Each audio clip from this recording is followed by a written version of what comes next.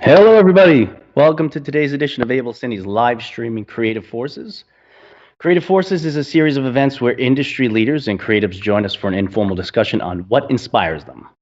I'm Mike Nichols, and I'll be hosting today's live stream session. Also joining me is the disembodied voice of Alex Kurz, who will be moderating questions throughout the show. We'll also answer additional questions afterwards if time permits. Our guests today will be Joel and Jesse Edwards, a filmmaking duo out of Nashville, Tennessee, and their Emmy award-winning company, Evolve Studios. Evolve produces content, commercials, docs, music videos, but I mean, I've known these guys for a decade, and they've been doing stuff on every end of the media spectrum: immersive VR content, digital films, you name it, they've done it. And they've done it well and at the highest level for clients including Disney, Netflix, ESPN, Nat Geo, Discovery, the big boys. Born out of a desire to create videos, these self-described Vimeo kids, fueled by an iMac DSLR and ramen noodles, Evolve has grown from a dream to one of the most discreetly influential, original, and branded content studios. Like I said, I've known these guys for a decade. This is going to be a fun, informal discussion on a very serious subject that should resonate with everyone. Guys, thanks for coming on. Today we're going to talk about the film that just dropped at the onset of the shutdown, as the pandemic was unfolding across the U.S. and the world. As the uncertainty was settling in economically, for our safety, for our health, Evolve Studios dropped a 15-minute short called Distance, which went from script to screen in less than 3 weeks. Now, under normal circumstances, that's an incredibly fast time. But to do it, as this whole uncertainty was unfolding, it was a pretty amazing accomplishment. I watched it with my 7-year-old, and with his limited understanding, he still kind of understood that we were, approaching a very serious time in the world. And, the film actually resonated with him. He was asking me questions about it, and I thought it was just, it was a great job. So, Distance is a story told through the eyes of everyday people dealing with real emotions. And, we're excited to have Joel and Jesse talk about it. So, guys, why don't you, just talk about how the project came together? Well, thanks so much for having us. And honestly, it's just a pleasure to be talking together in this format. Doing these Zoom conversations and meetings now. And what's so great, like Mike, you mentioned, we've known each other for over 10 years. Abel's been such a supporting force in Jesse and I's filmmaking career. I can remember you guys, getting us Phantom cameras back when they had to be hooked up with laptops, and just been that kind of steady partner for us for all these years. So super grateful just to be here, and thanks for having us. I think in terms of how this film came together, bro, I'll kick it to you, man. I mean, you were writing another feature when COVID hit, and called me, and were like, hey man, like, I just feel like I'm feeling called to write something. So maybe we start. Yeah, I mean, so like you said, for 10 years we've done all kinds of content, lots of commercials, lots of documentary stuff, VR. And the last year or so, we've been starting to take steps in original content, narrative, scripted films and series, and starting to think that way and develop stories that way. So I was almost done finishing a script that we're planning to produce this year, and it seemed like when COVID hit, it was like, this could be really bad. This could be really, really bad. No, this is going to be bad. No, it's going to be. And it like started to row, and then it just dropped. It was really bad all at once, to the point where it felt irresponsible to not respond to the moment through some form of storytelling. Everything that I was writing and I was working on felt in a way obsolete to the current situation. So yeah, the idea just came from a man, like, we have to respond to this. Like and there's so many people that I'm close with, family members, were losing their job instantly. They were losing their businesses, dreams they had and they had worked towards for 10, 15, or 20 years were ending, and they weren't going to come back. And it was a really sad and scary time, and it still is now. So yeah, the script itself is literally just a summary of all of the different conversations that I had probably in the 10 days leading up to when it was written. So, neighbors I had ran into who weren't going to be able to graduate, people who had lost their businesses, people who feel on the edge and are extremely depressed and alone and anxious. So it was really quick to put the script together. It came together the first draft in just a few hours, and it was done the next day. So it was like a day and a half to put together. I think 17 or 18 pages is the full script, but it was really easy to write because it was everything that was happening. It was all, everything that's in there is based off of a real conversation, and I think that the fear and the stress that's captured in the characters comes through because it's all real and it's something that everybody's feeling.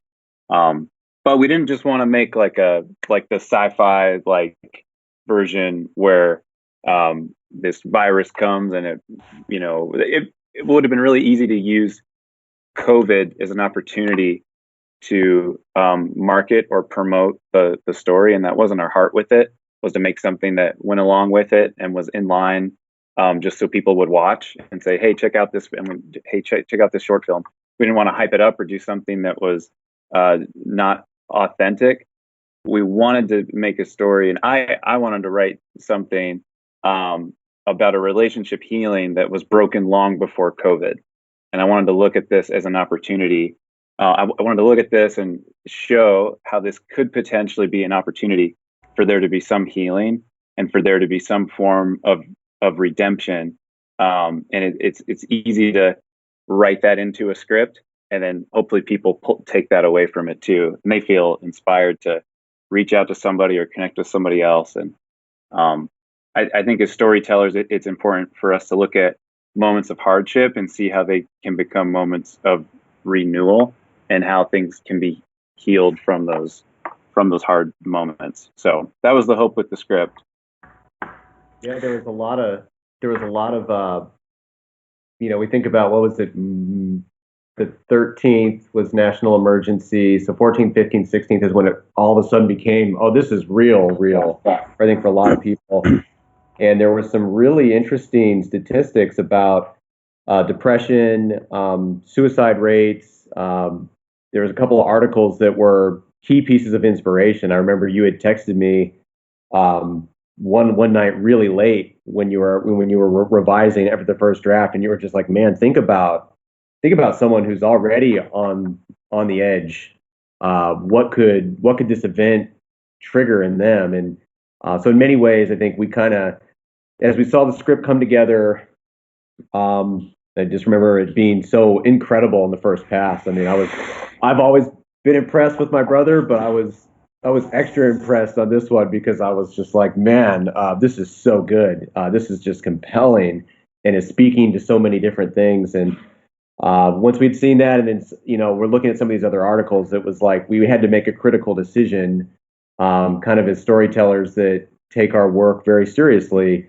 What do we do? How do we respond? What can we do? I think it was a first responder mentality and calling to say, hey, we can write a story, we can do this.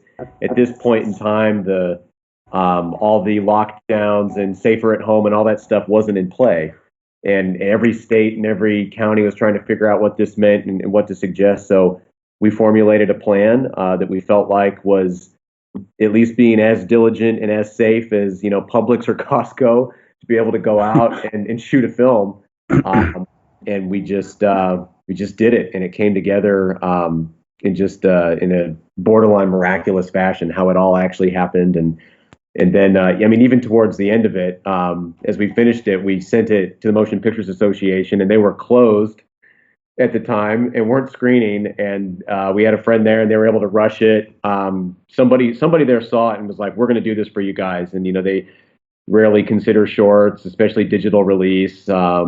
And so the whole process was somewhat of a miracle. Is how it actually came together. all the way up into the end to being certified a motion picture, being rated and reviewed in like 24 hours or something like that. So, yeah, it was just an incredible experience.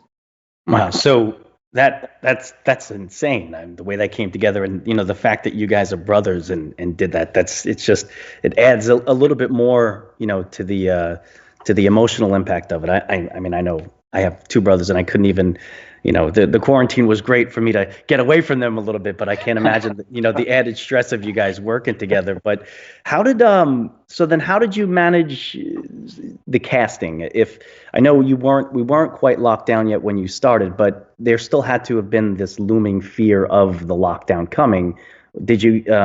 Was there reluctance in anybody that you had reached out to, in terms of starting a project when, tomorrow it could have been shut down? Yeah. One of the things that we had to logistically kind of frame everything around was, this is volunteer.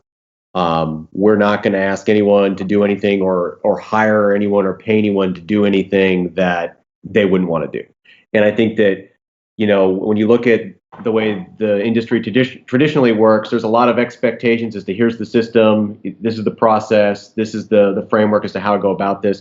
So we had a script, and it was a narrative project. We approached it very much like a documentary, in terms of how locations were found, how casting was done, and that was one of our big qualifiers. Is like, should we do this? Only would we do it if we got submissions from volunteer cast that really wanted to do this, and were understanding of like, hey, we're going to be in these weird situations where you sit in a car and then come in, and keeping these super limited, sets, quote unquote. And then also they've got to be able to act. they've got to actually be able to deliver in a way that when Jesse was looking through submissions, he's going to be like, hey, I actually believe that this person can pull this character off. And we had several screen actors that this was their first time. Our star, Josie, the little girl, she had never acted before. And so that's just a testament to Jesse's direction, but also the fact that she was able to channel something that's very difficult, for people to master, that craft of screen acting. And so we had several first-time folks trying to find people that were related, keeping the scenes incredibly quarantined, in the sense that, like, we shot. There's one scene where we're running around the neighborhood, and it looks like they're throwing cards on all these different people's doorsteps, and like that was literally just one house. So it was the trickery of using that location and using different floor mats and different areas to make it feel like it was bigger than it was. So a lot of kind of fun, filmmaker geeky stuff there. So we did that with cast. We did that with locations. It was incredibly scrappy, but also kind of milking and juicing every single bit that we could out of every moment that we had. And luckily we've got years and years and years of documentary experience and low budget indie filmmaking. So in a moment, it was all kind of able to come to fruition. We're kind of able to capitalize on a lot of different techniques and learning and approaches over years. It kind of all just came together in that moment. So both with cast and location, and just how we even did the crew. We only had 3 people. It was Jesse, our other brother Josh, that worked with us for years, and then my neighbor. I was in Florida for spring break, and so I was quarantining per what the request was. It was 2-week quarantine, so I was Skyping in and helping make calls and helping with locations, but didn't even go to set. And just the way that again, if you look at it, it's beautiful for Jesse to be operating, directing, producing, coaching a first-time actress as she's delivering lines. Like, it was just incredible filmmaking feat, something to be really proud of. Yeah, thanks. And I would add too to that, Mike. What was really crazy was, so it was started on a Thursday, it was finished by Friday. We did our casting post, which was like some calls we started to make, and we said if we didn't have all the cast by Sunday night, that we weren't going to do it. And everyone started to trickle in like Sunday afternoon. And one of the requirements was we wanted to have the daughter to come with a parent. So we needed, we just wanted to keep that in the family. And then also we shifted all of the scenes of, because there's two elder gentlemen, and we wanted them to be older, but also needed them to be in their like early 50s. So we didn't want to bring somebody to set who was 70 years old. So both those guys were 50, I think 55, one of them. And all of those scenes were shot outside in open air, and we were never all together. And then the scene we did with the family, like Joel was saying, there were 6 people total there. Everyone had in the house we had, everyone had their own room that they had to sit in. So no one was ever brought together unless they walked in for the filming. And we kept the garage open and all the windows open. So it was a constant airflow, and people ate lunch by themselves in their rooms or in their cars on the second day. So it was a very like lonely, odd set experience. Usually there's a lot of, hey, how are you? You know, what's the last thing you worked on? There was none of that. It was like, hey, like text me when you're here. I'm going to point at the room you need to go to. You're going to stay in there till we say, hey, walk down, read your line. Okay, now get out. What was nice was that it was just 2 of us and Joel's neighbor, who he just helped for the load in, and then we kept him out of the house. So there was just 2 of us. So we were responsible for all of the art direction as well as lighting, which, like Joel was saying, it was approached like a documentary. You know, we just set up a couple Astras and tried to find a shot that looked good. You know, there wasn't a lot of tweaking.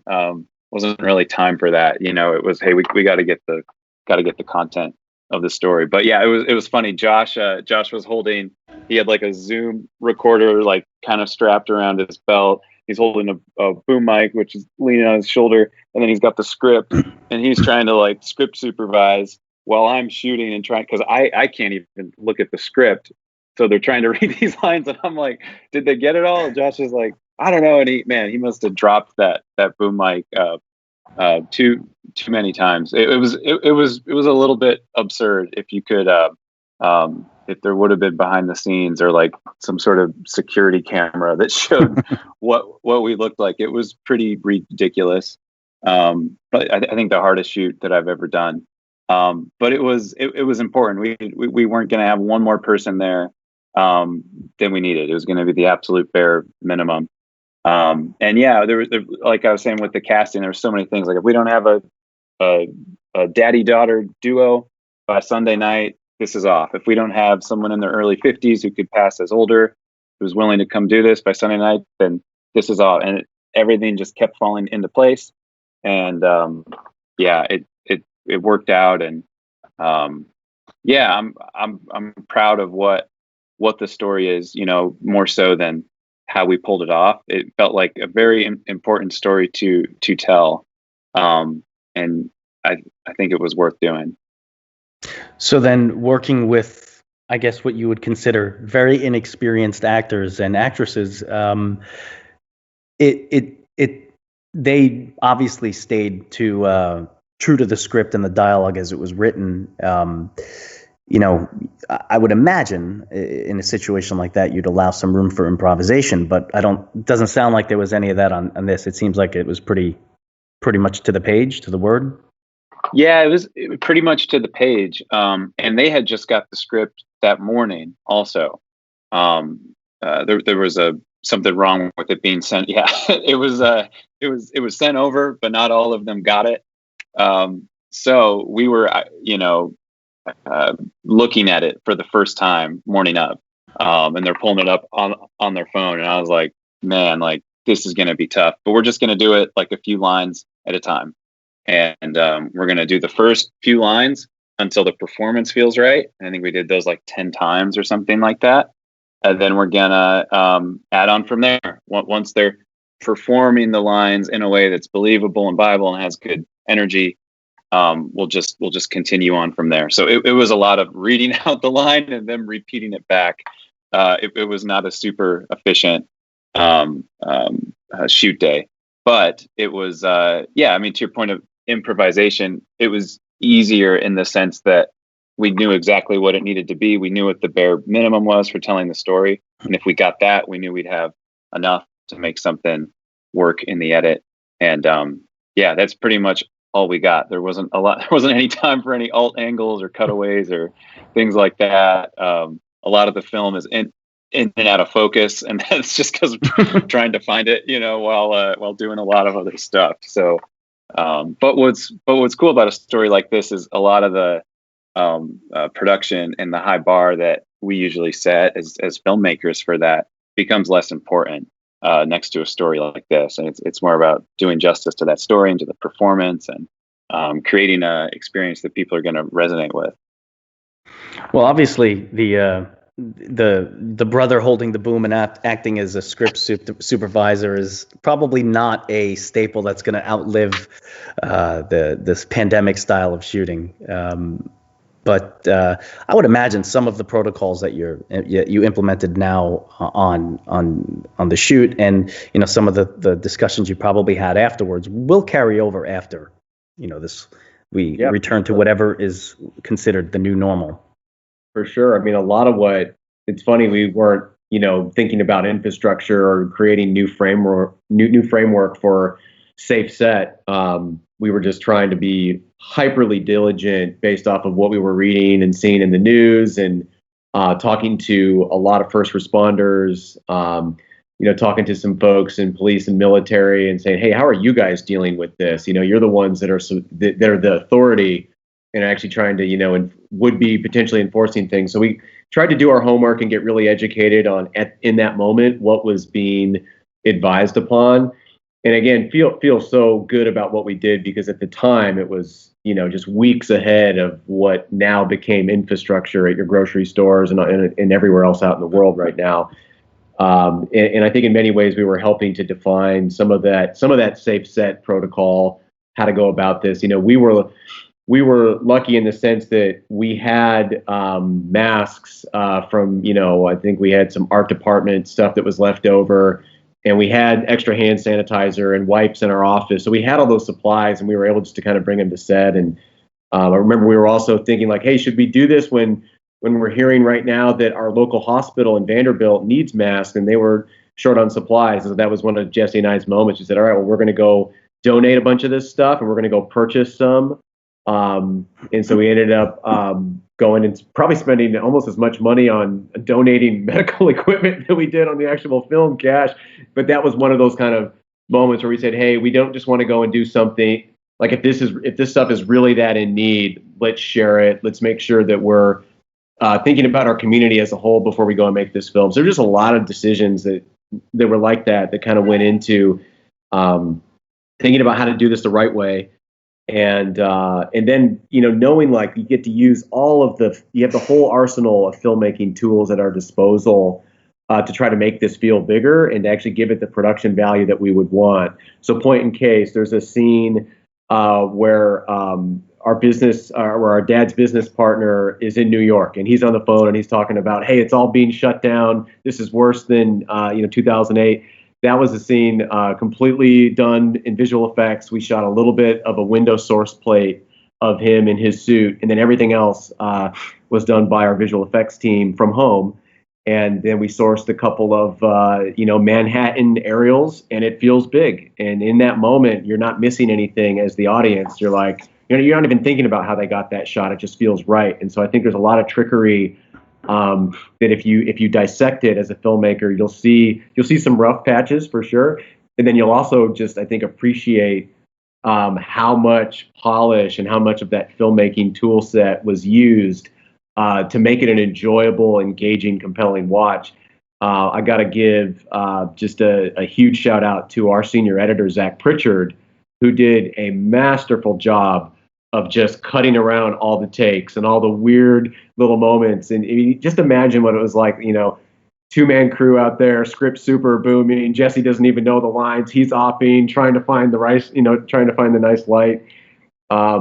Think about how much of that roll actually hits the floor, right? Of that digital roll. Think about how much he had to shift through and kind of make work so that when you watch it, you're like, oh, it's moving and it's grabbing me, and I'm just focused on what they're saying in the story. So tons of scraps, and he just did an incredible job of piecing that together. And then our composer, a guy named Dustin Wise, great friend out here in Nashville, very successful composer for the music bed, and he does a lot of licensing. And I mean, he did an amazing job of the cinematic score. If you've watched it already, go back and watch it again and just listen to the music.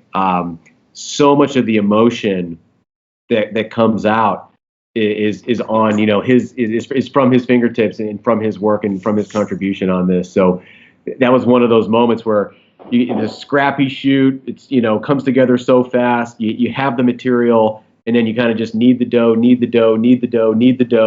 and then you put in a really powerful music score, and then all of a sudden it's just working. You're watching it, and you're like, man, this is grabbing me.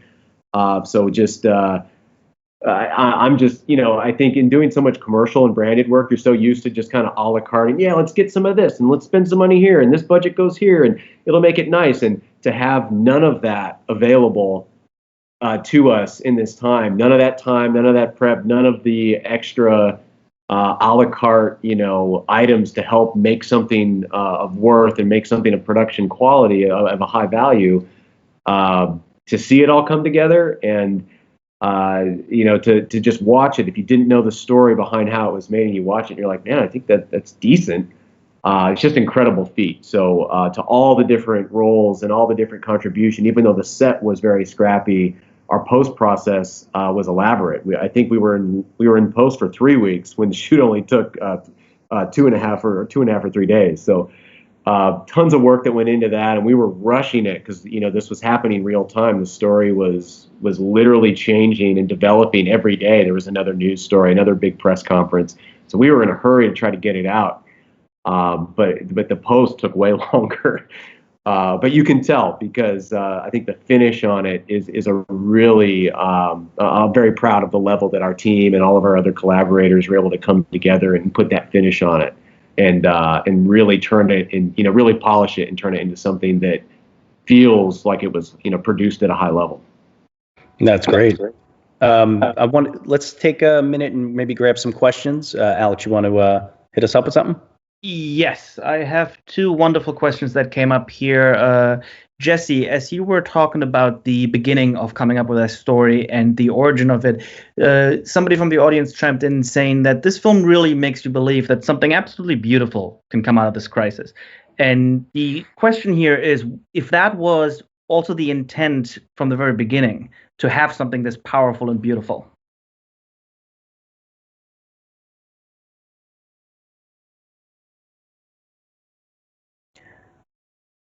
I'm on mute. Sorry. I don't know when I muted. So yeah, absolutely. Yeah, if the question was if the intent was to make something beautiful from the beginning, is that right? Yeah. Yes. Yeah, absolutely. I think that's what I was trying to say early on was we didn't want to just make a look how horrible of a moment this is piece.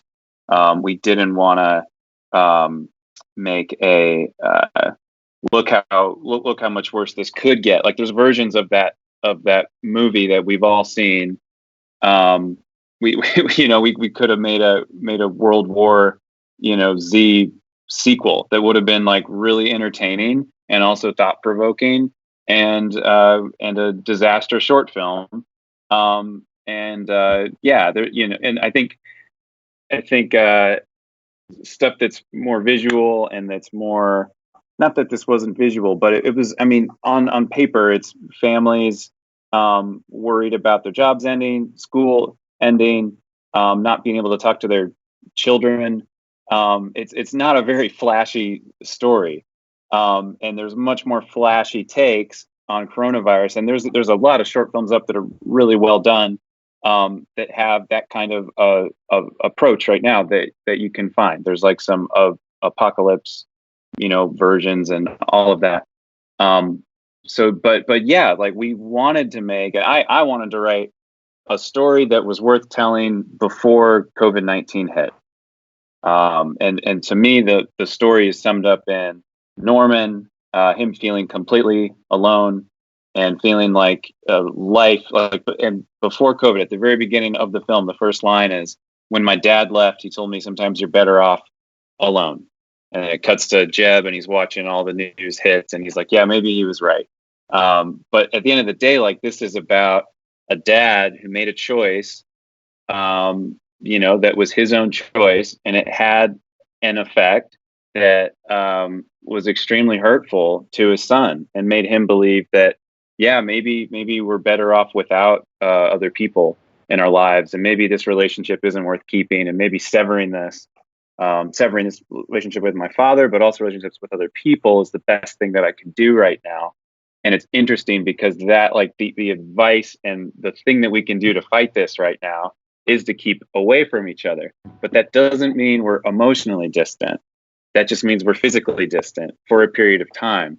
And how beautiful of a story to say this, like, because of this moment, this man realizes he needs to be relationally close more than ever. And I think we don't show this in the film, but in my head, Jeb is, when he's watching all of the news at the beginning, he's thinking about the at risk. He's thinking about his dad, who he hasn't talked to in 20 years. So again, we don't get into all of that, but we show the moment of separation. We show the lie that Norman believes, and then we show the healing and the redemption of that relationship at the end of the film. And I think that's a story worth telling, pre or post COVID or whatever. That's great. I want to talk more about the post side of how you guys got through everything, but I do want to take just one more question from the viewers. All right, thank you. Yes, I have one more, which is it's a doubleheader kind of question. First and foremost, even though you guys spoke about your challenges during production and how much the dark background helped, the film looks absolutely gorgeous and beautiful. And the question at hand here is, what kind of cameras did you guys use to shoot this film? And if you're willing to share, what kind of budget did you work with? I knew it was coming. Go ahead, Joel. I knew. Yeah, this one's always the good softball. So, shot on Alexa Minis, of course, and Cook anamorphic SFs. Those were those lenses were something that we got from you guys about a year ago, and we kind of specifically said, hey, we're only going to use these on our own IP. We're only going to use these on stories that that we want to champion as a studio, internal to us and for us. And we broke that rule a couple times because there's always been a couple big jobs that come in and they're like, we need the goods. But so gorgeous lenses. But it also, if you know those lenses and have worked with them, you realize how huge they are, especially the 180.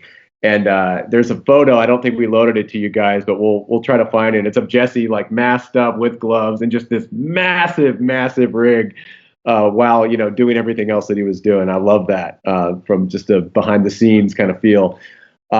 In terms of budget, so we spent out of pocket somewhere around $6,000, and that was essentially everything head to toe. Now, that doesn't include our post team. We were able to leverage, all of our staff. So we've got editorial staff, we've got visual effects, colorist, and then there was a handful of other kind of distribution fees. But the score was donated. There was a lot of donations, and there was some other kind of placement of. There were, I think, like some film fest and some other things that were not included in that budget. I guess we'll call them distribution type items, but incredibly scrappy, and so proud that it feels so good and from a production standpoint for what was actually spent. So you guys did post everything. Obviously, Evolve has an infrastructure already in place for post, but post production is a very intimate type of process, and obviously once you guys entered post, we were under the full lockdown. So even the simple act of color grading, shuttling media back and forth, how did you handle all that? Yeah, so we've been ahead. Maybe not ahead, but as COVID was starting to make its way into the U.S., our leadership team at the studio was like, we need to get ready for this. And honestly, work from home, post from home is really easy. Once you create a few steps, everyone's doing this right now. Individuals, but also the big post houses, big visual effects companies. So once you have a basic framework, it's quite easy. Essentially, there's like the physical pass off that goes onto our server. We have a system for how drives are cleaned, shuttled, dumped in. One person in there dumps it off, archives it, makes the copy, and then once those proxies are made, the editor would take the proxies home, work on the film, and then at some point there's a reconform online process. Color and visual effects are all done a la carte. We use Frame.io for everything, and so it's a real easy way for everyone to see the timelines, load up individual clips, make comments, annotate, markup, etc. And so really it was, the big lift was just getting it under the server, getting it proxied, and getting copies into the editor's hands where he could actually go and do most of the work. The visual effects, shots, the cleanups were all kind of one-off a la cartes. So you're just bouncing them back and forth to each other on Frame.io. Same thing with the color. We mastered out a final version, and DaVinci's got that beautiful scene detection feature, and so you're not having to worry about big online offline. We're able just to push out ProRes 4x, cut it up and color it. So that stuff is pretty easy, honestly, and that's what I think is exciting for all of us as we look forward into the future, because no one with a true creative gene in their DNA wants to stick their head in the sand because of a virus or because of something that's limiting, drastically limiting society. We all still want to make in the safest ways possible, in the most appropriate ways to our community, to others, to neighbors, to everyone. But we got to make, and I think that technology is really going to get to show up for us now, and really get to help empower us and redefine what content looks like moving forward. So. It was lengthy. I could say that our post process, it certainly took longer because we weren't in the bullpen passing things real time, looking over each other's shoulders. But all that to say, we were using a system that had already been kind of defined and been set up, because out of all the post work that we do for a lot of our clients, that had already been rolling essentially. So it just kind of entered and exited the factory, as it were, with no hiccups. So you had mentioned not being in the bullpen, not being over everybody's shoulder. And while that does sound like something that did lengthen the process, as you said, were there any part of the process that you found that would be more beneficial moving forward in this type of remote post workflow that you think that was born out of the COVID-19 the workflows, but one that you're going to take forward beyond? I would say one small benefit is when you have to prep a project and prep a drive to pass it off to an editor to work remotely, you have to get it right. I think when you're in the same building, there's a tendency to say, oh yeah, it's like 90% there, and if you need this part, let me get this to you. And in this case, it was like, no, like that doesn't happen. So you got to have everything packaged. It's got to be completely set up for someone else to take on and finish it in its entirety. And it gives like really clear chapter markers on the pass off when we're in offline, to when we're finishing, to when we're pushing it out. So that that's all stuff we have anyways, but I think that it's a more regimented process now, and that there's benefits from that. I don't know. Would you add anything else to that, Joel? No, I think that's absolutely right. The do-overs and resets certainly take more time now, and so having very strict protocol.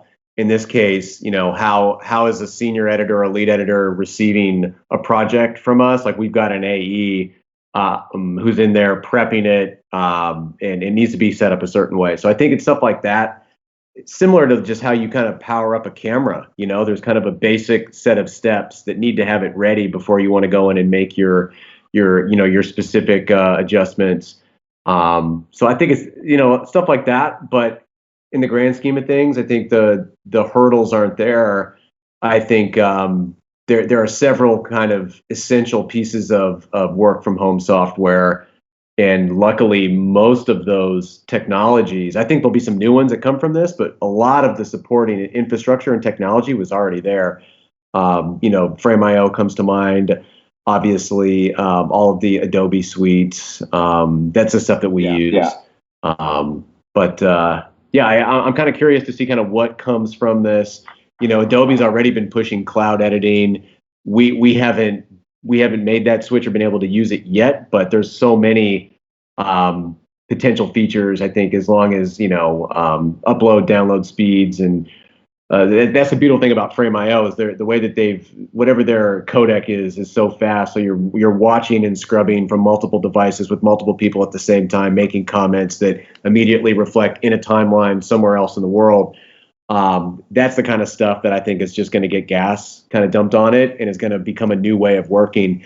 And there's a lot of things that will come from COVID that I think will never go back because it's just easier. You know, I think even just this conversation right now is a new normal. Back in the day, if you were going to have a big pitch or, you know, some sort of, you know, business meeting, you know, FaceTime or Zoom, you know, isn't the way. You got to be there in person. You got to put your slacks on and, you know, show up with the briefcase and shake hands. And now, you know, this is the new normal now. Hey, let's jump on. We'll talk, you know, if the server, you know, work out the deal. So I think that in a production world, there's going to be a lot of that. And, you know, we talk a lot about this, but Jesse and I entered the industry when HD was kind of becoming, you know, it wasn't the new norm. It was like on the precipice. And there was a lot of people fighting transitioning from SD when Jesse and I first started our careers. And gosh, what we've seen from a technology revolution since then. I mean, you remember that, people holding on to their beta, and I just think that we have to know that, you know, technology is our friend, that change is inevitable. COVID really kind of pushed that forward and up the ante. Like, this is going to happen. There's nothing you can do. And so, do you adapt? Do you embrace? Do you accept and to still do your thing and still move forward and still passionately, you know, pursue your calling? For us, it's storytelling and making content. So that's the mindset. And if you can get that mindset, I think the actual technology, the hurdles, the devices, the actual tools, they're going to change regularly. But it's more about mindset, I think. And so I would press. You know, we've built our company from, like you said, the two brothers in an apartment, trying to, you know, tell stories and do make television and movies that was way bigger than what we were being hired to do. We're always just aspiring to make it, you know, bigger.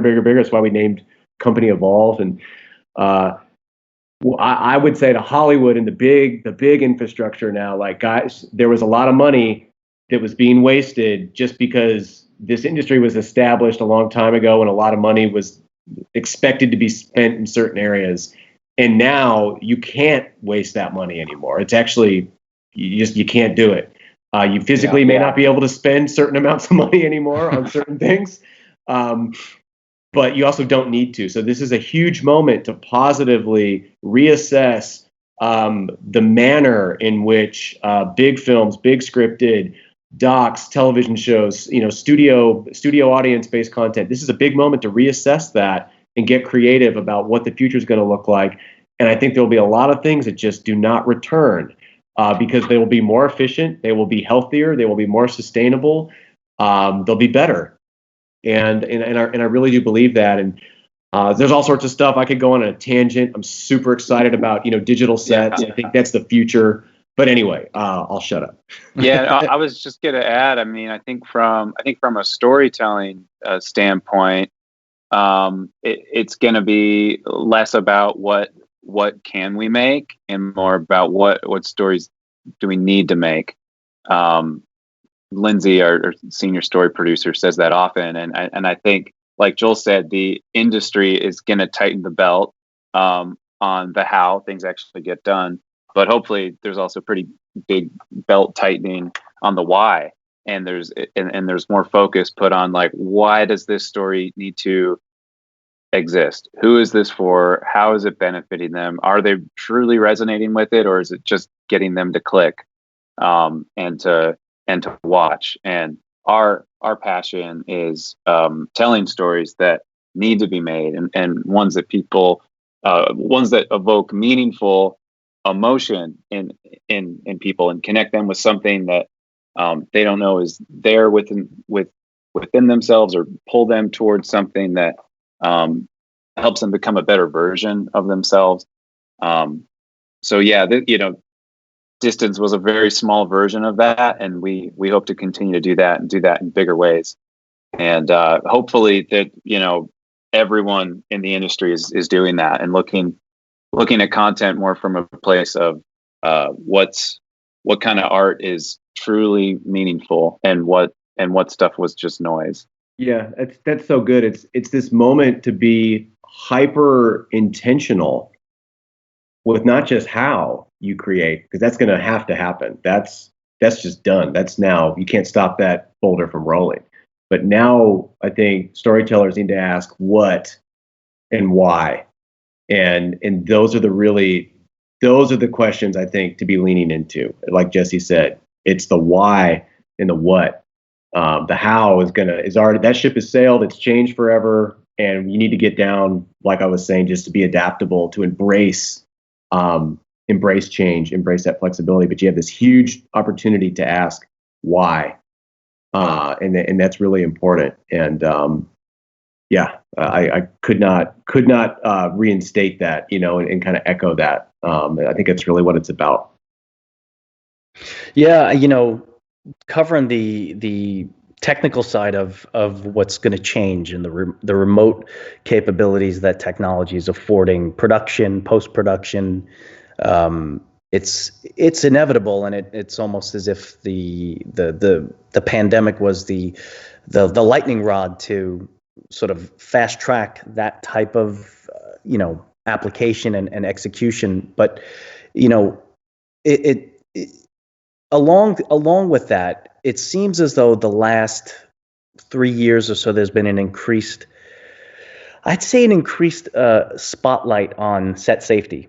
Obviously there have been tragedies in the recent past on sets, too many to even start listing now, unfortunately. And it's almost seemed as if that those tragedies have just, been on a trajectory that have culminated with this, global pandemic that is going to lead to, I'd say, permanently lasting changes in on-set protocols with regards to safety and sanitization. I mean, just thinking of the simple act of taking an earpiece and putting it in your ear that has been passed around, and you don't really know the sanitized history of it. There's going to be those things that are going to change. So taking distance as I would say evolves fulcrum almost of the past way of onset protocols to what the future looks like. What do you see for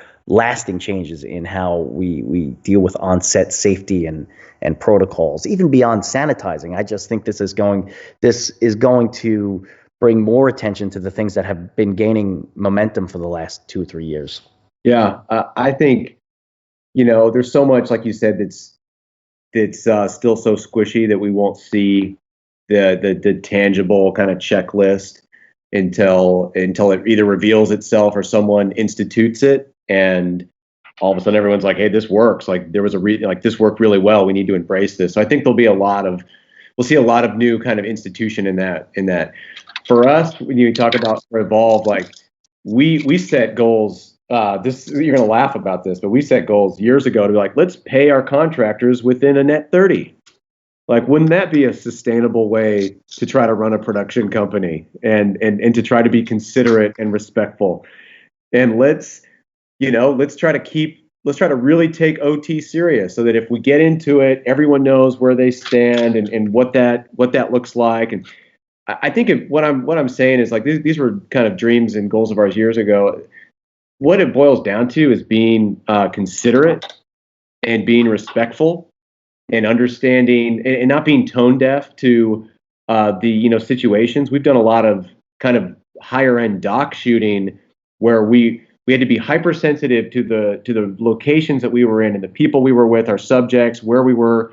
We've done filming in the Pentagon and in really outside of brothels with an undercover documentary that we did. So we've been in all these situations where you're like, you got to be so dialed in right now to where you are, to who you're with, and what you're there to do. And so I think that it's this hyper intentional level of saying, hey, like, do you need all these things, or is it just kind of a bonus? Look at those items, assess those. I think in terms of people being together, 100%. You're talking about like the earpieces. Think about how many other things get passed around that maybe aren't cleaned. I think like this sounds crazy, but a lot of people would still go to work when they are sick. They'd say, hey, I need this. I have to show up. Yeah. Like that needs to stop. In other countries, if you're sick, you're like wearing a mask isn't some new idea to you. If you've traveled anywhere in Asia, you know that this is how they roll, and it's out of straight consideration for their neighbor, for their community, and it's not a weird thing. So I think we have a lot to learn when it comes to being considerate and being respectful of others. And I think that everything around new safe set protocols is going to hinge around that. Certainly catering is another one of those areas where like the big bowl of, sour apple gummies is probably something to be, something to be relooked at potentially. But I think that that's okay. And I think that, what we don't want, what distance was a push towards, and what we're trying to do with our studio is you don't want to lose human connection. You don't want to lose the humanity of what makes our work and our art and our business so life-giving. But you also need to be very considerate of others. And I think that, this sentiment of just, hey, just run out and do your thing, and we don't know if it could hurt any other people. Like that's just a terrible, heartless way of kind of going about business. So I think we have to be hyper considerate and respectful, and especially for producers, for production companies, for studios, for those organizations that are leading and are setting the precedents and are the ones that kind of are writing the laws or making the rules or setting the example. Like that's the call. My call is to those leaders, like take this serious. The second AC, is going to do their job in their lane and try to do the best with their elements to contribute. And so you as the leader, as the EP, as whoever, ADs, line producers, whoever's making those decisions need to take set safety and consideration from a health standpoint as serious as someone does with their limo cable, making sure that it's connecting properly. You know what I mean? Like it's everyone owning their roles. And I think that this has been an area. The industry has been cavalier. I mean, there are still folks that joke about cocaine being a line item. So I think that the industry's come a long way, but let's be honest, there's been a huge resurgence of like making entertainment sustainable, respectful, glorifying to its workers, to its workforce, to the infrastructure around it. We need to double down on that, and we need to really take that serious if we want it to be sustainable and to continue. Because I just think it's been too cavalier for way too long. Like I said, it's about intention and respect. The fact that still a lot of the freelancers worry about getting payments on time or dealing with let alone COVID, but just if you're doing stunts or if you're walking along a cliff, like these are the things that just need to be relooked at. And this needs to be the first thing we need to be talking about because now's our time. Now is our moment in history to kind of reset it. So long-winded answer, but it just boils down to intention, man. Intention, consideration, and respect for the workforce. And yeah. No, it was a great answer. I couldn't agree with you more. Let's grab another question from the audience. Yes, I have one that kind of goes along the lines of what you just actually spoke about, Joel. We have an audience question that specifically is wondering about your experiences and takeaway specifically from this film, and if that helped you redefine how you view yourselves as a filmmaker and what you're ultimately capable of when you don't have a full crew, you don't have a massive production. How were your overall takeaways from that? Well, I will brag on my brother because he's too humble to say this himself.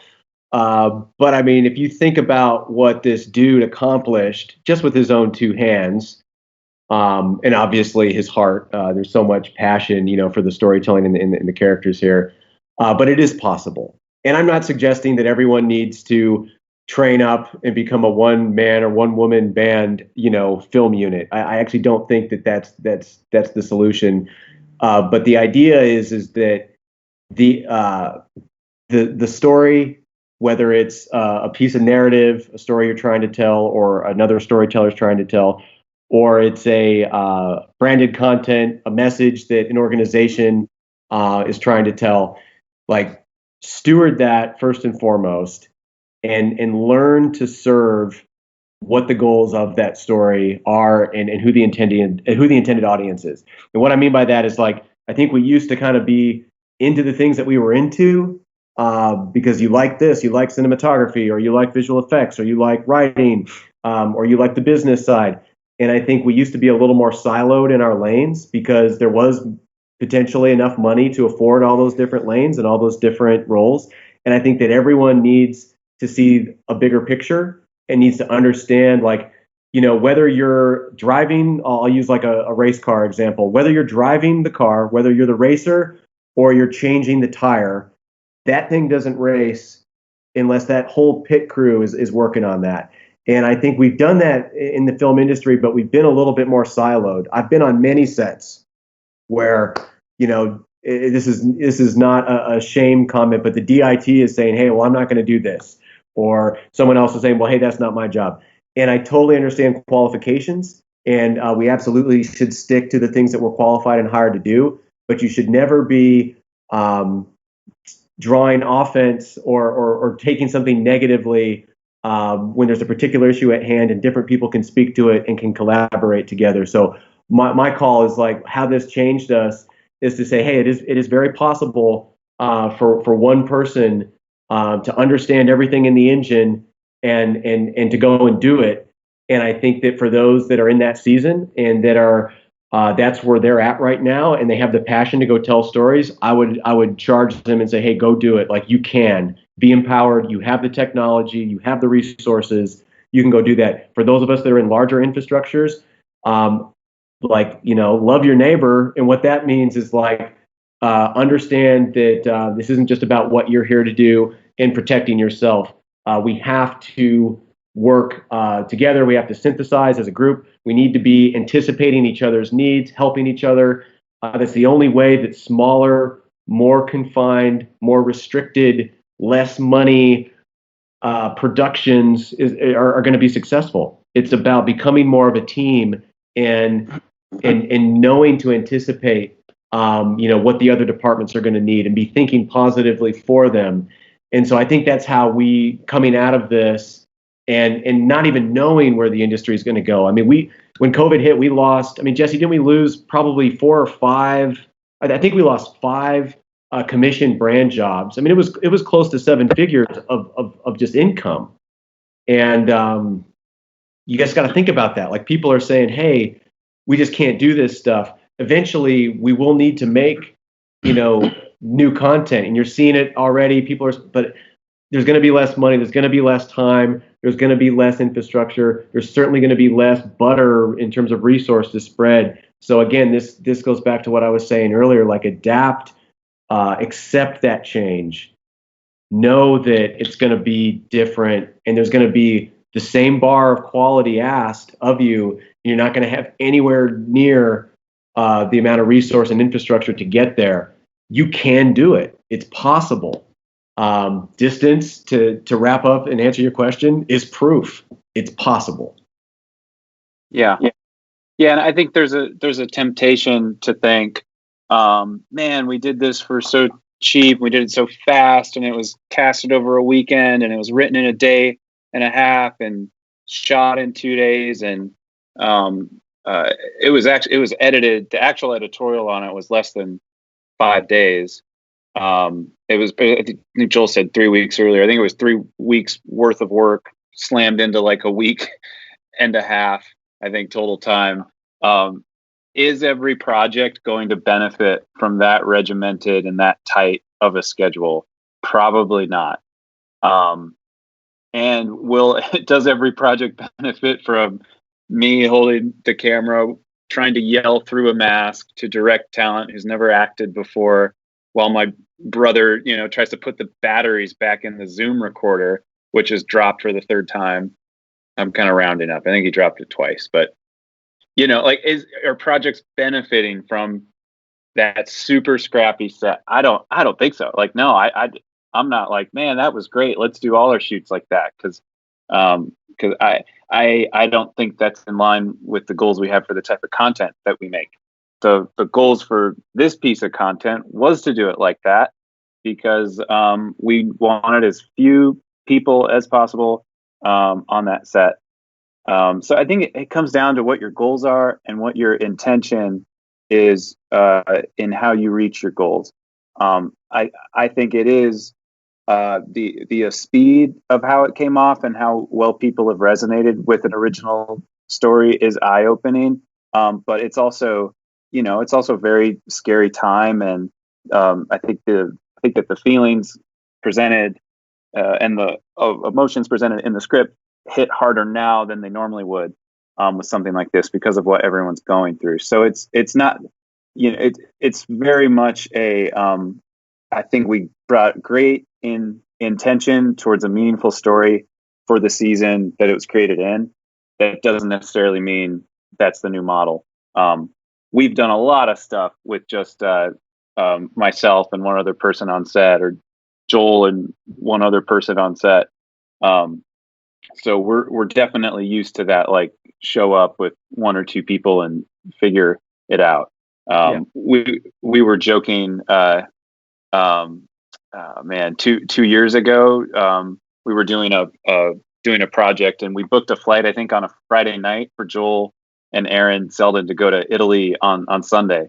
And the two guys went. It was something for National Geographic, and people ask us sometimes, like, man, what's it like working on like that big like Nat and like on that big Nat Geo project? I'm like, well, some of them are big, have more support. Some are like, hey, can you and one other person get 30 Pelican cases through LAX in like 45 minutes, because your flight's going to leave, and LAX is a pain to get through.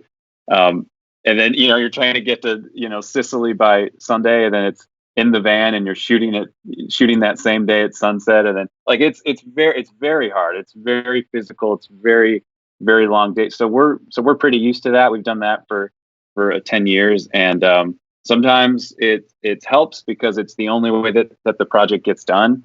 And this was kind of one of those, but it hasn't set a new ideal way that content gets done. Yeah, and I'm not suggesting that distance is the case study for how to do narrative moving forward.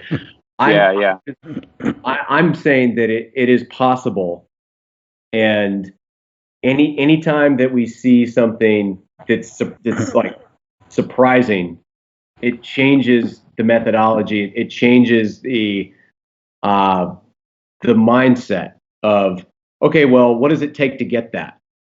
And I think the internet revolutionized that, and then you've got all these other pieces of technology in our industry specifically, where like all of a sudden, okay, well, this is available, and now you can do this, and you don't need all this. Like, think about the big pedestals and all the big old light sources and all that stuff that essentially are now vanity fun toys if you want to use it. When's the last time you used a 20K? Like an old quartz, like only if like someone really, really needed it, or they had the money because it appeased someone's personal request. So my point is that technology and the environment in which that progresses our tool set is really, really now more important than ever. And I think that that's going to accelerate change. I think now that the idea that it's, right now you can't have 50 people on a set. We've done tons of commercial work and in promo content where, you got 200, 300 grand and the client just expects certain things. And sometimes that money's wasted.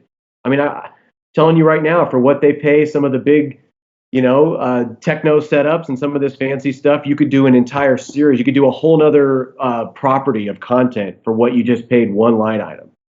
So I think if I'm studios and big commissioners and kind of the upper echelon of the industry here, I'm thinking, is this necessary? Can we physically even pull it off right now because of safety? Do we even need it? Will we ever need it again? These are the kind of questions that I think are going to be asked. And I think you're foolish to sit back and say, oh, no, that's bad, because I think it's good. I think that technology will continue to progress.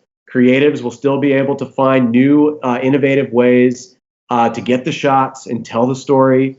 They should do it for cheaper. It should be more efficient. Let me put it this way: there's a lot of big networks and studio heads that have many homes. I don't think that that's necessary. And don't get me wrong, I'm a small business, go-getter, entrepreneurial kind of guy. But I just think that there's a level of excess, and there needs to be more of a democratization in our industry. I'm serious when I say that you could do entire pieces of content and properties for some line items in certain elite films and in serial budgets. So my point is, embrace this change, use the technology. I think that the global production community is more important than ever, because I don't see you flying 20 people business class to South Africa right now to shoot episode 7.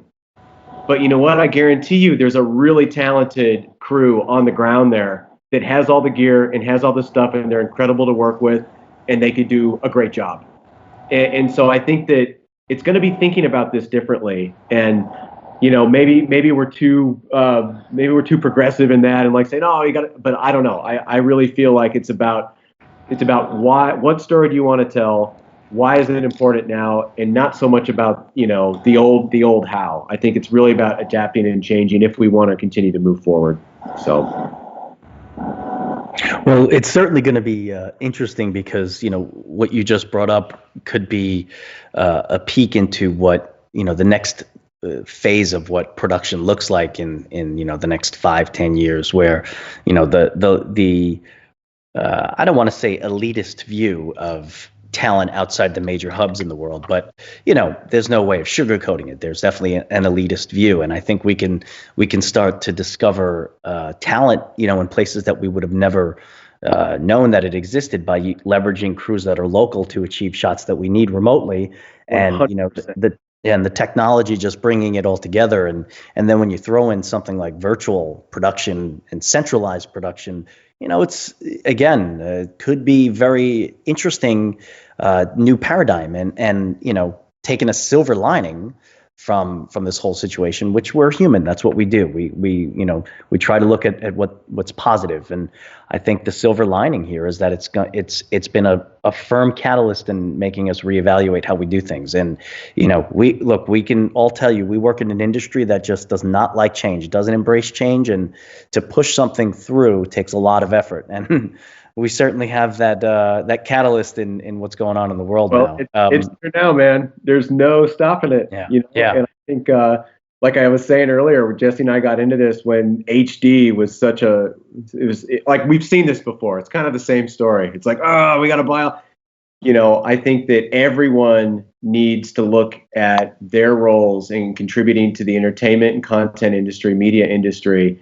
And everyone needs to play their roles. So for equipment folks, you got to democratize some of this higher end gear. People are not going to be able to afford it. If you talk about elitist, middle class economy in terms of equipment, you can cut your margins down a little bit, and you can do a better job. And you're already seeing that, because you see competitors come in and just boom. Think about what was the Panavision Genesis? Like, what did that thing retail at? What you could do with that camera now versus some of these other options, completely democratized. I think that that's just going to continue. That needs to happen at a studio content commissioning level, and I think that that would be the call. Is, I would say to top tier talent, you don't need as much money. Share it. If you want to be in that film, you might need to reevaluate how much you're asking for, because the whole budget's going to go down now. And so I think that it's just this big trickle effect of storytellers are still going to tell stories. They're still going to push forward in whatever wherever they fit in, whether it's the individual vlogger or studio level features. And I think we all need to understand that we're in this together, and we need to leverage what we have, embrace change. But the why is you're doing it. It's never changed. It's like that's the constant, is the why are you telling this story? Who are you trying to speak to? Why is it that important? Why is it worthy of someone's time, their valuable time? I think those are those big questions, and let the rest of it, let the rest of the puzzle pieces come together. We're excited about it, honestly. Like, I've said, like, we are excited that there's this opportunity now to reset and to reboot, to clear your cache as a filmmaker, as an organization, as maybe you've worked up for a long time and you're like, and I just felt like I got this, I worked this hard and it all got swept away. That's not true. Everything that all that foundation that you've built is essentially resilience. It's internal, and you can channel that immediately. It's just a choice. And so we are excited about this opportunity, because we know it's going to mean throwing out a lot of the playbook and some of the old flight plan. But there's just no way around that. If you stick your head in the sand, you will expire. And so I just think that it's all about this positive mental attitude of knowing, hey, the change isn't even coming. It's here. It's done. Now what are we doing? And I think as a smaller studio, with our team that still has a legitimate amount of business infrastructure, I'm excited about where we sit in this time and place. Everyone listening is going to be sitting in their own lane, and it's going to mean different things for Abel, and different things for a top tier ASC cinematographer, different things for a up and coming director. But for us, in our kind of point in time, and our moment here, we're very excited, because we have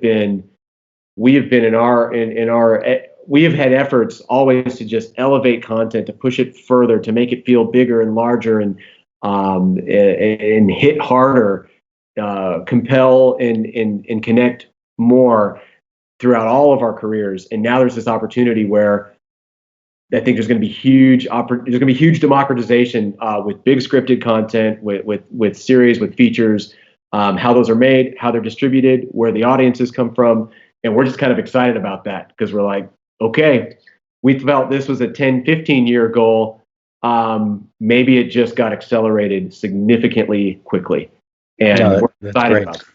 That's great. We, this has been a great discussion, and the questions are building up. So I want to make sure we leave some time to get to them. Alex, what do you got for us? Yes, I have a little bit of a slew of questions that I'm going to combine, that are all geared specifically towards the visual aesthetic of the film that you've made. I know you've touched on the camera and lens equipment a little bit. Could you guys elaborate on why you chose those particular options? Also, the camera work was largely, or to a larger degree, handheld in the film, which of course creates a very specific aesthetic as well, as opposed to more static shots. Why you chose that? And last but not least, the overall intended look that you had, or what the thought process was going into color grading, of what the thoughts were behind this finished product. Yeah. Man, for this, I wish I could say that, the Cooke anamorphic SF lenses provide a human quality that I resonate more directly with than the whatever. But it's the what? Oh yeah, sorry. They renamed them, but yeah. Yeah, I'm a little out of touch there, right? But no, it's the nicest looking glass that we had, and Alexa Mini is the nicest camera that we have. So yeah, it was chosen out of necessity, not out of we had 10 different options. It was pretty clear that would be the camera and the lenses there. And then to the lighting equipment too. Not that they asked about that, but yeah, I mean, we tried to get a very natural look and wanted it to look nice, not just show up and like turn on the lights. So yeah, we took a couple hours to kind of pre-light what was there and bring up what the windows were doing and try to get a soft source push through there. But yeah, it was like it was as little we had so little time, and it was make the best out of something with the resources that we had. Into the color grade, there's a little bit more time there to think about which direction that's going to go. And yeah, it was really just to make something that looked nice, that looked natural. We crushed it. Like we looked at, do we make this like a really, oh, and then, sorry, I should talk about handheld first. That was strictly off of time. There wasn't time to set up sticks and put the camera on it. I could move around a lot. I also had to be like moving lights while I had a easy rig on and the camera strapped in, and it stayed in, for several hours. It's scrappy when there's no time for sticks. Yeah, no, and I'm dead serious too. I'm not like there wasn't. So it just had to kind of stay on. I didn't have someone to take it off too, so that was kind of if you've been in one of those easy rigs, it's kind of a pain to get the camera out on your own. You got to find like an elevated counter, and it's like super awkward. I don't love wearing them, honestly, but I couldn't have got by without it. So yeah, I mean, yes, I knew we were going to be handheld. I knew we didn't have a lot of lighting, so embracing that and being intentional about it was a choice. We didn't just say, hey, that's what we got, so that's what it is. We thought, okay, so every shot the camera should be moving slightly, even on the statics where we set up, there's a little handheld float to it that reminds us, and I think it's nice because documentaries do this well, because of how they're shot, where you feel like you're more there than forgetting that the camera's there at all, when everything's static or on Steadicam, and it's really kind of perfectly lined up. So yeah, that we leaned into the imperfections. There's some shots where I moved around a little bit more, and those ended up being some of the best takes. So we had to use those. There was some shots where it was the only take where the character was saying that. We're like, oh, okay, I guess the camera's in and out of focus here, so let's go with that. But yeah, I mean, I think like when Jared, the son, when he's yelling at his parents, like the camera moves a little bit more. And then when Norman's walking out to get his gun, the camera's shaking a little bit more with him, which adds some, I think, tension and some uncertainty. But I mean, with all of that stuff, you really hope that the audience forgets and they just connect with what the characters are doing and what the story is, and they're not thinking about, man, that was so cool how that scene was lit, or how the camera, just like was so great. Hopefully, they're not worried about that, and they're connecting with the story, like I said. And then grade wise, yeah, we pushed the stuff in the house colder, and when Norman's outside, that's all warmer and it's crushed down and it's contrasty, and it's really just like a contrasty, vibrant version of what was naturally already happening. And then Joel had a great idea actually in color that really helped Jeb's scene. If you recall, Joel, all the blurs that were added up top, and that was something I think that just helped selectively draw you into what Jeb's world was. There wasn't really any story reason to blur out what the edges were, but it helped you realize, okay, it's the only part of the film that's voiceover. So you realize, okay, this is kind of a montage. This is something that's happened before. We're setting the tone for, when the state of emergency was declared, and that whole sequence was we added blurs, like a blurry vignette to the whole sequence of Jeb. So I think that stuff was really nice. Yeah, I don't know. Anything else you'd call out, Joel? No, man, it's just using the tools kind of one-on-one stuff. The film starts more desaturated and color slowly builds back, as the story gets a little more redemptive and hopeful. So you can look at the timeline, kind of the saturation levels. They literally grow. And that's something that we do a lot of. It's very kind of deep cuts, tricky colorist type stuff. But the goal is that the audience doesn't ever feel it, or they don't ever think about it. They just feel it. That thinking about, oh, did that change? Was there a shift in the saturation? They're just like, it feels warmer. It feels happier. It feels redemptive and feels more hopeful, and that kind of changes as the characters do, as Josie's dad, decides, oh, okay, like there is something that we can do. We can't solve all these problems at once, but you've been asking me to put my phone down and color with you all day long. And, like that's something that we can do. That's something we can focus on. So much of this pandemic is out of our control. And that's captured in what the characters say too. Like what really can you do in this moment? And for him, it was to put his phone on the countertop and to draw some cards for their neighbors and try to share a message of hope. And then they go outside and like Joel said, it's a little more saturated. The camera's flowing more. There's a little bit of slow motion.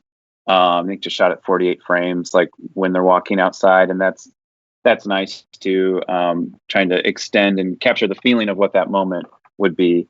But yeah, it was all. I was pretty tired by that point of the day, so it's also progressively shakier, which yeah. I think I lost you there, Joel. I think I lost you, but I think my earpods are dying too. No, I think Joel, you're muted.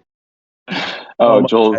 There we go. I was saying super intentional camera operation, which just boiled down to being tired and fatigued. Right.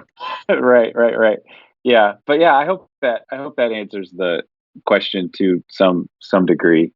Yeah, making it natural, playing in line with the story, and getting out of the way is what we try to do.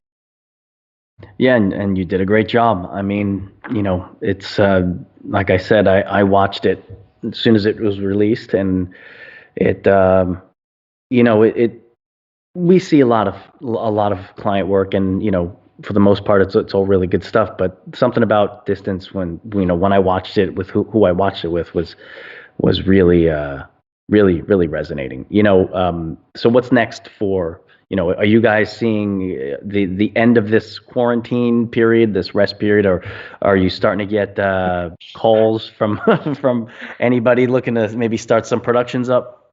Well, thanks so much for saying that, man. I know we were texting, and one of the things that I really took was like, hey, I watched this with my son, and you had said that, and I think there's just something really powerful to that, like something that you can watch with your family that speaks to your current moment in time, that isn't news or some crazy extreme op-ed piece or something, and like, I think there's something powerful to that. And I think that really was a part of what we wanted with making this thing, is something that, you can actually experience together, that hopefully sparks some hope and brings the idea of whether it's just a spark or a call to action to see the redemptive purpose in this time. And there's a lot of opportunities for that. So thanks for saying that, man.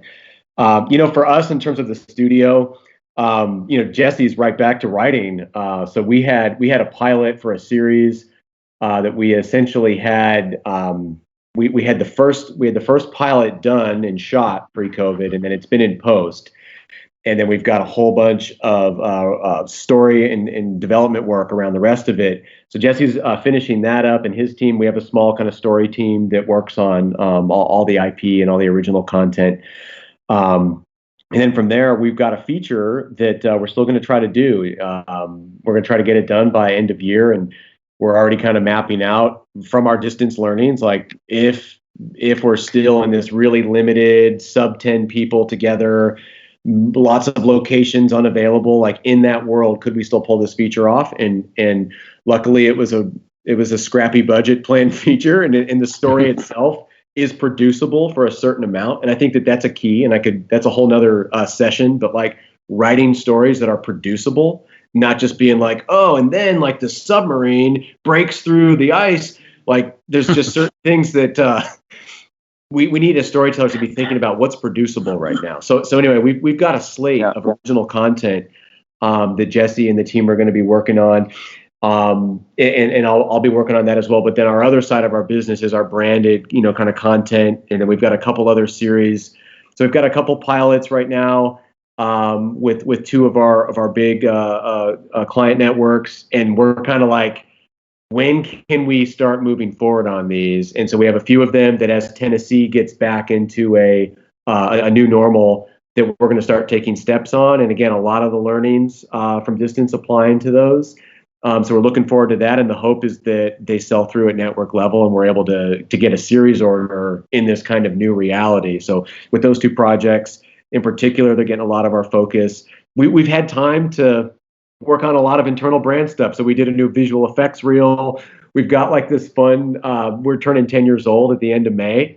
And so we've got like a fun birthday party video that's kind of like the history and the chronological, layout of our story of our company and kind of timelined and some interviews and stuff. So we've been able to kind of put some of our resource back into self brand work, which is important, whether you're an individual or a large company. I think it's important to have your own brand and to maintain that and to do storytelling around it. So we've had time for that. And then, long term, we would love for the commercial and the brand world to pick up.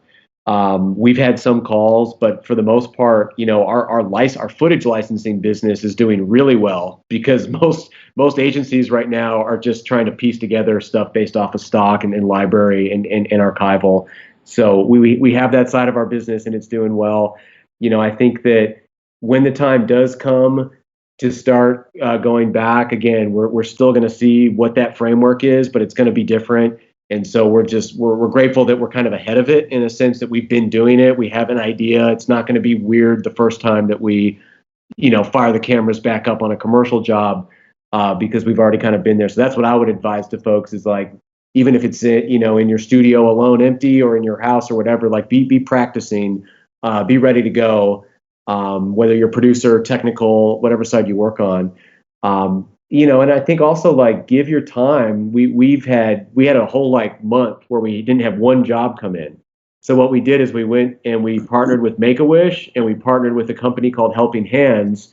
Some guys that were from Snapchat and Uber and Google started a app that essentially allows communities to self-organize help efforts. So whether you're an HOA or like a YMCA or a church or whatever, like that, you need infrastructure to help organize community outreach, whether that's dropping food off or going and doing someone's landscaping.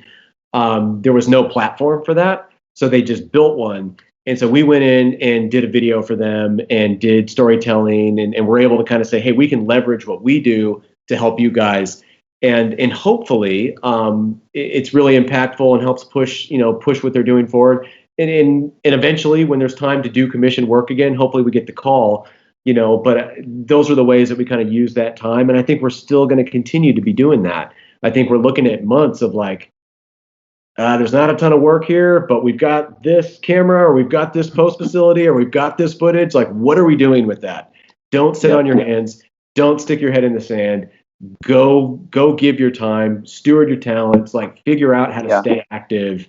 That's how you should be spending this time. Yeah, it feels like whatever normal was, getting back to it doesn't seem on the table. It seems like we're in a new world, and so be who be intentional about who you want to become in that as an individual and as a business. And for us, that's building into our goals of meaningful original content and a studio that can produce that with a healthy process that honors the people, client, vendor, and our team, the people that are actually making the work. It honors each person and ultimately honors the audience and respects them and makes something that's worthy of their time. So we're getting more serious about what our goals are and our intention towards them. And I hope everyone does the same in this season.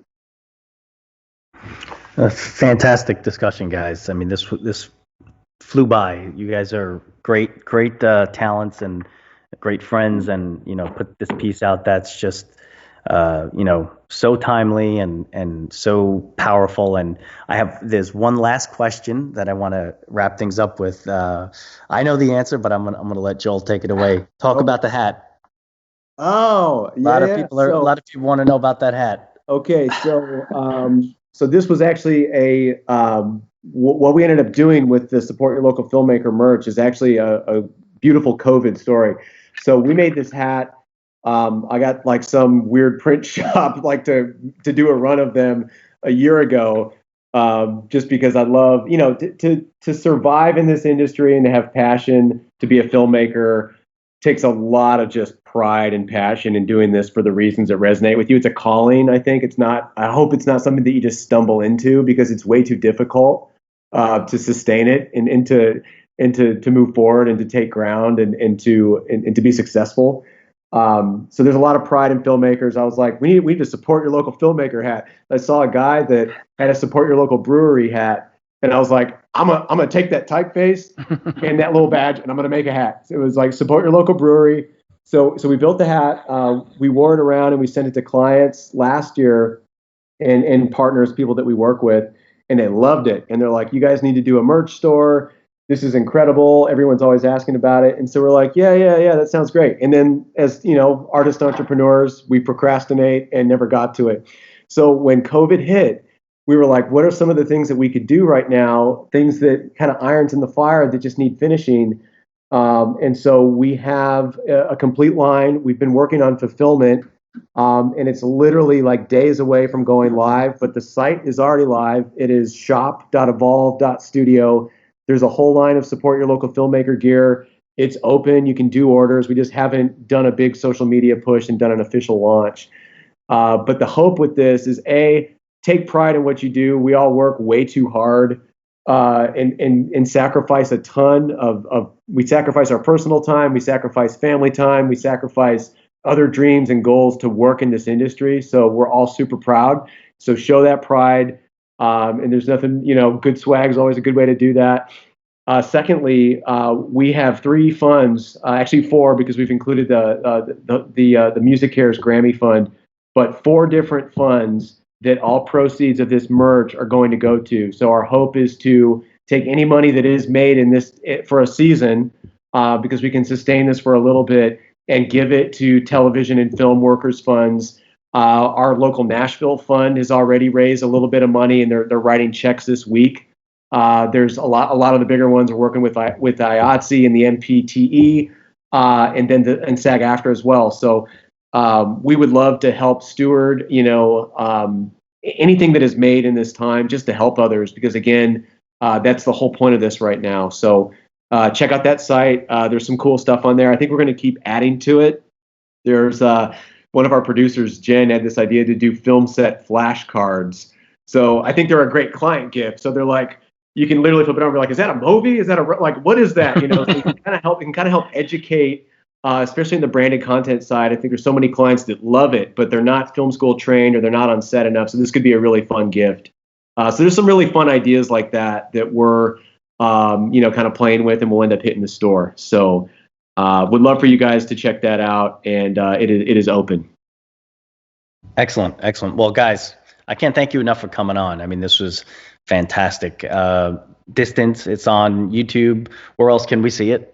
Yeah, so right now, YouTube is the place, youtube.com/Evolve Studios. That's our channel. We would love for folks to subscribe. There's going to be new content coming out on there, and we are new to YouTube as well, but we'd love to build an audience for people that are interested in what we have to say and stuff that we're working on. So would love that. You can watch it there. There are trailers as well if you guys would like to share. We would love that. This is not a, go watch it one time sort of story. I think that everyone, like, the response has been so profound by people that have seen it and what they've said, the way that they've resonated. So we'd love for anyone to share it with others. Send it to your family, to your friends, to others. Everyone's taken something from this, and we've seen that response just time and time again. So we want to continue that. I know that Amazon was interested in it, so I think that they might end up putting it on their platform. If there are other platforms, we'll probably end up throwing it up there. The goal is not to monetize or to have it be exclusive. We just want to tell the story to as many people as possible. So YouTube for now, hopefully everywhere. Great, great. Well, looking forward to the next big thing from Evolve, and you guys, thank you again for coming on. That's going to wrap it up. So same same bat time, same bat channel next week. We'll have another Able Cine Creative Forces show, and thanks again. Thanks so much, Mike. Thanks, Mike. Take it easy, guys. Bye. Bye.